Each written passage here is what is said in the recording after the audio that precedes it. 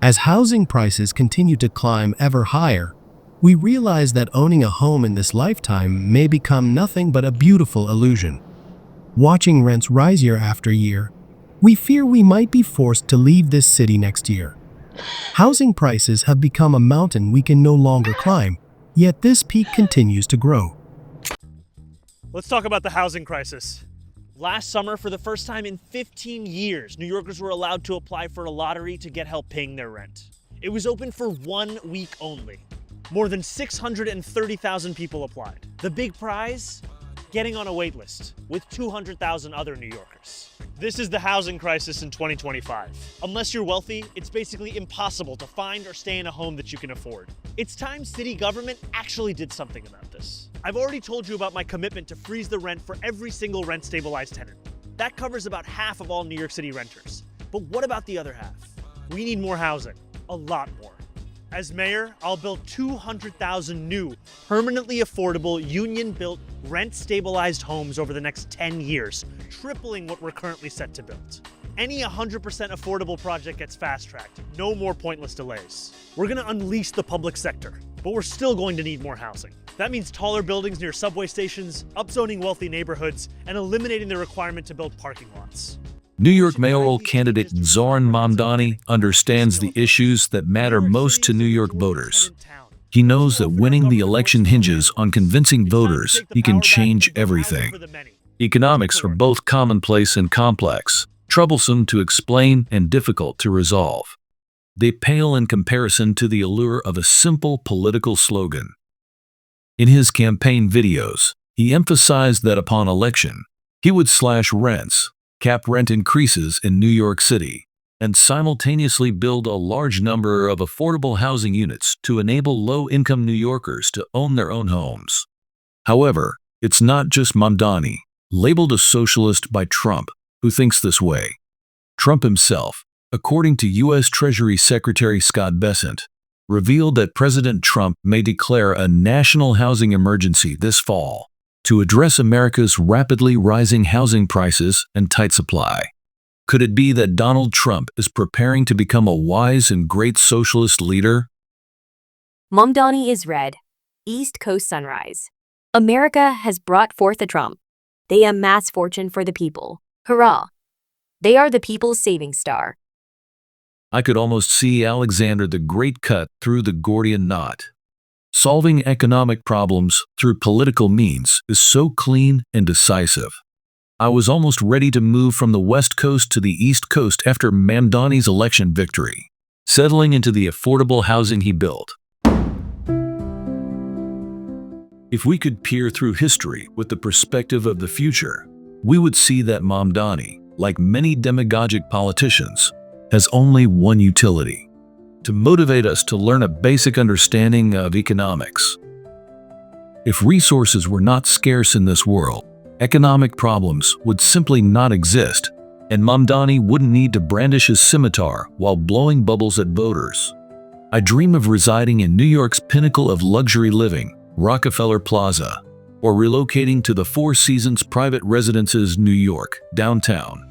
Yet, alas, such spaces are exceedingly scarce. They can accommodate merely hundreds of households, while those sharing my aspirations number far more than thousands upon thousands. Economists often marvel at how exquisitely the world is designed, compelling belief in an omnipotent architect. Scarcity, coupled with cost, constructs our economic reality, for everything demands expenditure. Thus, human actions inevitably weigh input costs against potential returns exceeding those costs. If moving into Rockefeller Plaza offers conveniences that enable me to gain higher returns, I will be willing to pay the high cost. Thus, thousands of others sharing my perspective will compete with me. Consequently, prices emerge from the bargaining between us. Rockefeller Plaza reaped substantial profits. Yet it couldn't simply sit back and count its money. Wherever markets exist, new competitors emerge, offering similar services while relentlessly driving down costs. So whether I could move from the West Coast to a home beside Central Park in New York City, didn't depend on Mamdani's Scimitar, but on the entrepreneurs competing with Rockefeller Plaza and the rival bidders who shared my vision. Whoever can allocate limited, scarce resources more efficiently at lower costs will secure those resources. Since resources are finite, not everyone who desires them can be satisfied simultaneously. Because acquiring and holding resources incurs costs, those who can utilize resources most efficiently ultimately gain ownership of them. This is the function of the free market. The market economy prevents resource misallocation, ensuring resources are deployed most efficiently, thereby enhancing the overall well-being of humanity. Two individuals most clearly demonstrated this theory, Frank Knight and Ronald Coase. For detailed analysis, please refer to Theory of Relativity in Economics, the Coase Theorem under the Mass Critique. The Coase theorem demonstrates that market economies allocate resources most efficiently, but it assumes one condition: zero transaction costs. Here, Coase may have erred, as the concept of transaction costs is not only vague but also flawed. Without transaction costs, markets would not exist.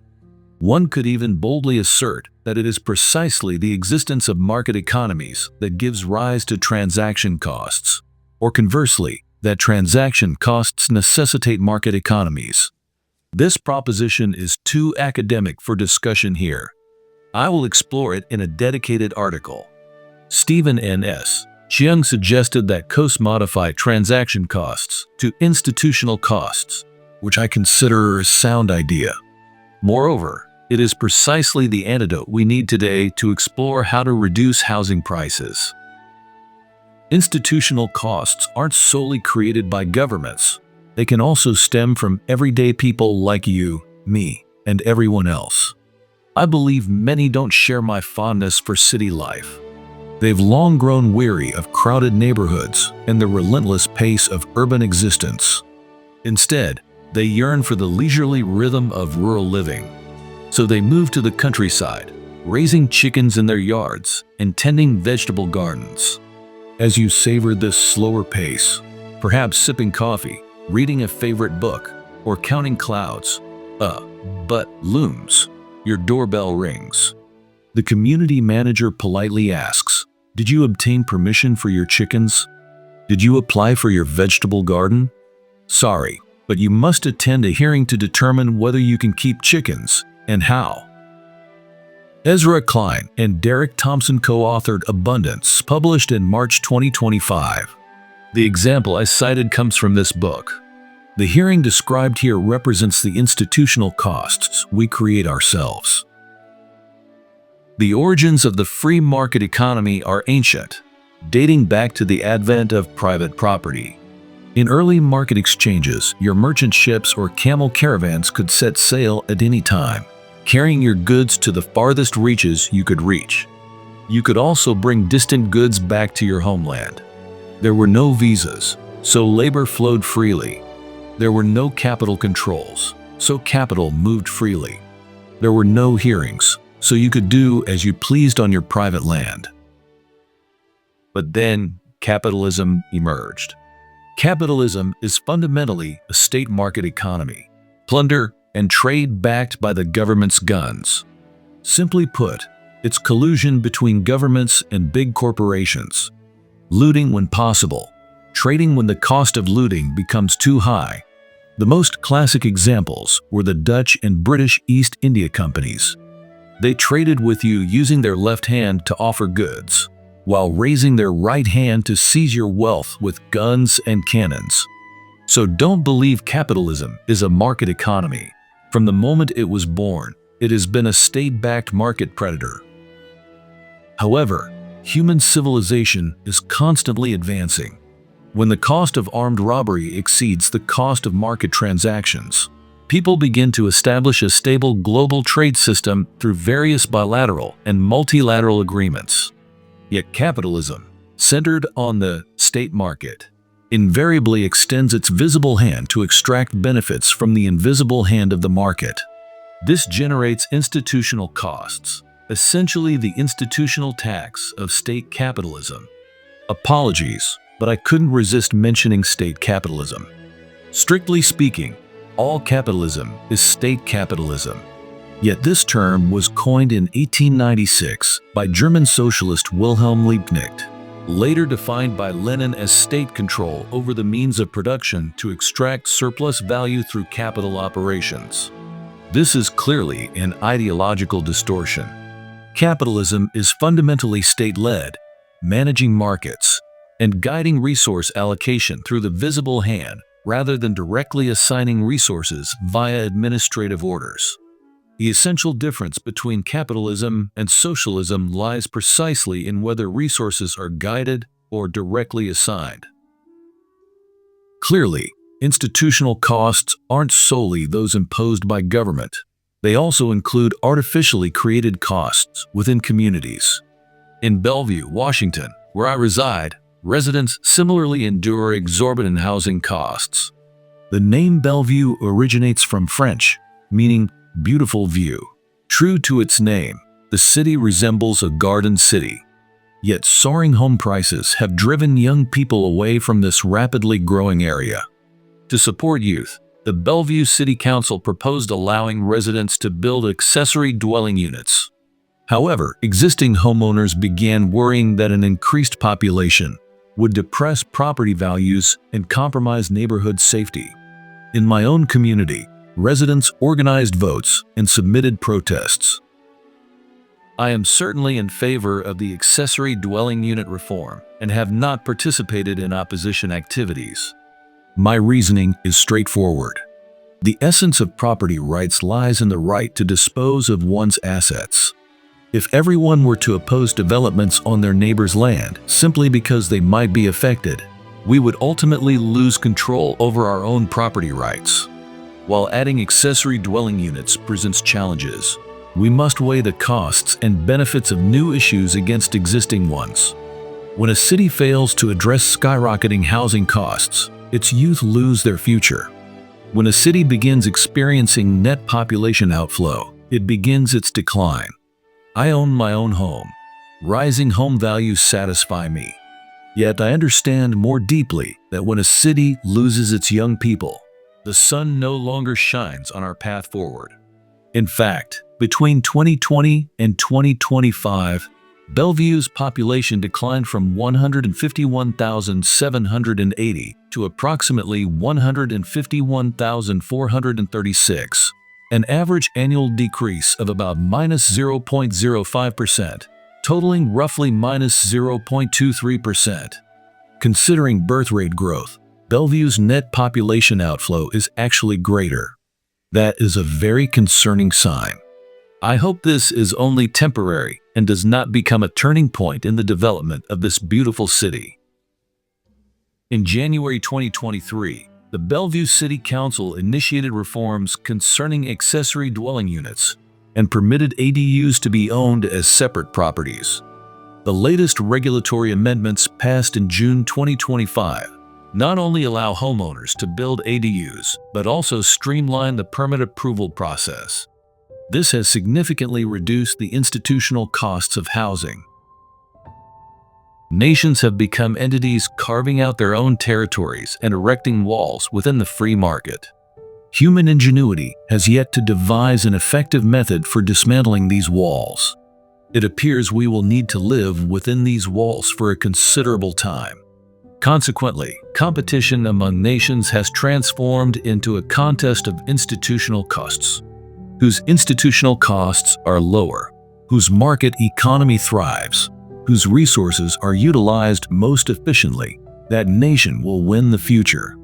In my article, How Corruption-Ridden Socialism Triumphed Over Regulatory Capitalism, I addressed a crucial point. When institutional costs are high, corruption, that universally despised ulcer, paradoxically becomes the lubricant of the market economy. Regrettably, while we detest corruption between individuals, we choose to turn a blind eye to institutional corruption. Lobbying groups, in essence, are ulcers parasitizing on institutional corruption. The day this ulcer develops into cancer will mark the death of capitalism. I will explore these issues in depth in a new series. Let us return once more to Mamdani. When I took my child to New York City years ago, he marveled at how exorbitant the housing prices were there. I explained to him that the more expensive the housing, the greater the opportunities to earn money in that place. Only those whose income exceeds their costs will gather here. This is the agglomeration effect of cities. When people gather in one place, they can share resources and reduce transaction costs. It also facilitates the rapid spread of knowledge and information. The concentration of labor markets sparks more innovation, boosting overall productivity and competitiveness. That's why people would rather have a bed in New York than a house in the country. Mamdani's rent restrictions will only drive landlords to either stop renting out properties altogether or resort to alternative methods, such as signing fees or gratitude payments, to collect rental income indirectly. Incidentally, in some countries with rent controls, landlords stop renting out entire homes and instead lease refrigerators with the right to use the house attached. So you'll find it surprising that while rental prices are low, no one is renting out homes. Yet the market is flooded with refrigerators available for rent at prices higher than the refrigerators themselves. This is yet another law of economics. A restricted market inevitably breeds a black market. Mamdani's call for government-built housing would drastically reduce resource efficiency. New York City cannot build housing for every individual, especially given its transient population. Moreover, when housing costs in New York are artificially distorted, large population inflows lead to excessive consumption of transportation, energy, public safety, and municipal resources, thereby diminishing the city's own resource utilization efficiency. So has the New York City government really been doing nothing? Of course not. It has reduced institutional costs by learning from Bellevue, streamlining housing approvals, and eliminating artificially imposed bureaucratic hurdles. Economic problems should be solved through economic means, not political ones. At this point, I could conclude my remarks. However, I wish to elaborate further on the tale of the Gordian knot and its underlying metaphor. Detailed accounts are documented in my work, Liberation, Death Streaming with Gold, and the Secret That Can't Be Hidden. Gordias was the last descendant of the royal house of Briges in the Balkans. He later fell into poverty and became a humble farmer. One day, an eagle landed on the shaft of his ox cart. He interpreted this as a sign that he was destined to become king. Meanwhile, the Phrygians, without a king, consulted the oracle, which told them that if they saw the first man who came to the temple in an ox cart, they would make him king. At this time, Gordias arrived at the temple of Telmissus in an ox cart.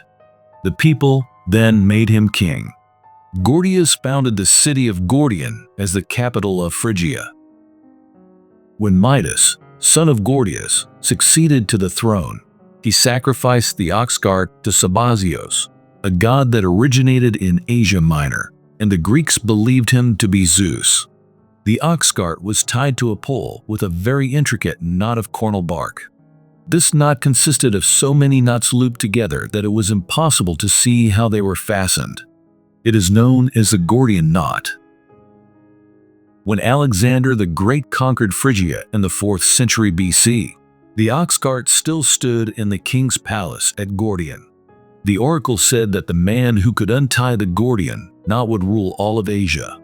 Alexander the Great tried to untie this knot, but much pondering failed. So he drew his sword and cut it in half with a single stroke. Alexander the Great went on to conquer Asia as far as the Indus and Oxus rivers, but a premature death soon cost him his conquered territories. Cutting the Gordian knot with a sword allowed access to Asia, but it was not really untied, so he could not rule all of Asia. This legend is actually a metaphor for human society, a series of interlocking, nested knots. How the knot is tied determines how it must be untied. This is the meaning behind the saying, "Whoever hung the bell on the tiger's neck must untie it." Using the sword of politics cannot truly untie the knot. It merely pushes the problem aside. Alexander the Great merely employed self-deception, pretending to resolve the issue. This mirrors today's Mamdani and many politicians who promise solutions and feign diligent effort. Then, with a wave of the sword, they declare the problem solved, only to mask the original issue with another, or even dozens of new problems. Therefore, we must learn to confront challenges with patience, reason, and honesty to discover the path to resolution. Solving economic problems with economic means is like untangling the Gordian knot with our own hands. Solving economic problems with political means is self-deception.